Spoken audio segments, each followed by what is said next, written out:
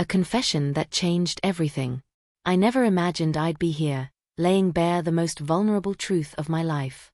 But maybe this is the only real way to reflect on how far we've come. My name is Sarah. I've been married to James for nearly 12 years. James has always been everything I ever wanted in a partner: gentle, patient, and unwaveringly loyal. From the moment we met, it felt natural, like two puzzle pieces effortlessly snapping into place. Our marriage wasn't flawless, but it was uniquely ours. Full of tiny rituals and inside jokes that stitched our life together. Like our Sunday morning routine, coffee mugs in hand, porch swing rocking gently beneath us as we chatted about nothing and everything.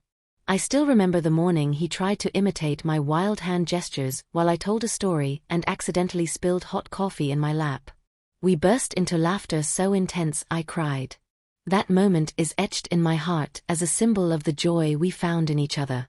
But beneath that joy, small cracks began to form, barely visible at first, but slowly deepening over time. I started to lose touch with the person I used to be. And that's why I'm telling this story now, to admit the hardest truth I've ever had to face. I never planned to confess. But the weight of what I'd done had been silently eating away at me for months. One ordinary evening, as James and I settled into our nightly routine, he looked over at me and said how much he valued my honesty. His words hit me like a freight train. That's when I knew I couldn't keep hiding. With tears running down my cheeks, I told him everything. About a moment of weakness that had happened months before. A moment I couldn't take back. At the time, our marriage had felt stagnant, trapped in a routine of work, bills, and endless obligations. I found myself aching for something that would make me feel alive again. That's when I reconnected with someone I'd known back in college. At first, it was harmless, a few messages, some shared memories. But the boundaries began to fade. Soon, I found myself confiding in him in ways that should have been reserved for James. While nothing physical happened, the emotional bond one formed felt like a betrayal. As I spoke, I watched James's face shift, from confusion to deep hurt, and then to something I couldn't name. He didn't shout. He didn't accuse. He just sat there, absorbing my words like they were blows to the chest. I could see the pain ripple through him, and it broke me.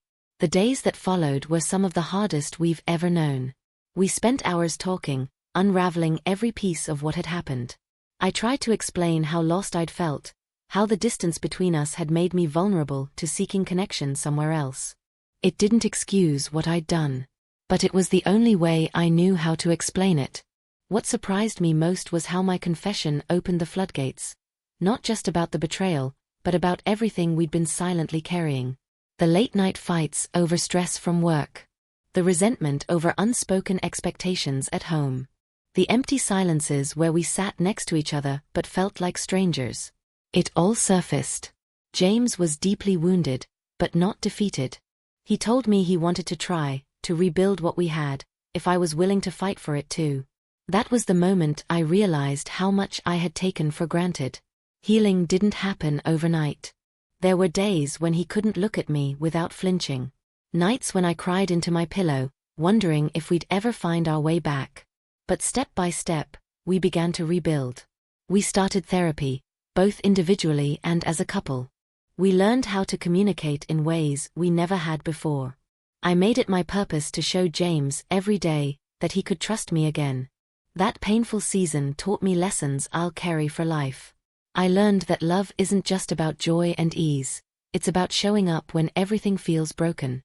I learned that vulnerability is the key to closeness, and that admitting your faults doesn't make you weak, it makes you real.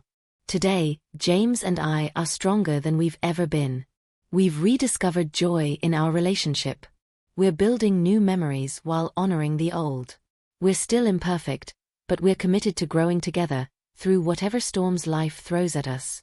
If there's anything I hope others take from our journey, it's this: mistakes don't have to be the end. Forgiveness, while painful and hard, can transform everything, when both hearts are willing to work for it.